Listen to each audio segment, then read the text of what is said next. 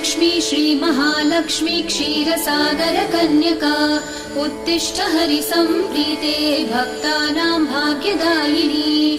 श्रीलक्ष्मी श्रीमहालक्ष्मी क्षीरसागरकन्यका उत्तिष्ठ हरिसम्प्रीते भक्तानां भाग्यदायिनी।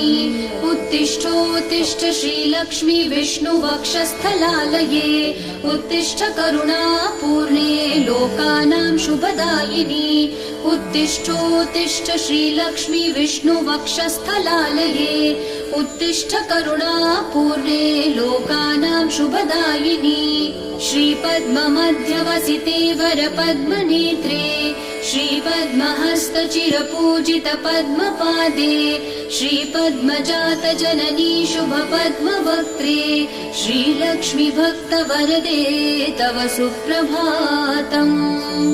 बसलेले आपले स्वामी महाराज की जय। श्री स्वामी समर्थ। हे लक्ष्मी कुबेर महायंत्र आणि श्री वैभवलक्ष्मी माता पण आहे आलेल्या आहेत आणि ह्या महालक्ष्मी माता पण आलेल्या आहेत। महालक्ष्मी मातेचे स्वागत असो उदावंत घरात। माझ्या घरामध्ये महालक्ष्मी मातेचे स्वागत आहे। महालक्ष्मी माता की जय।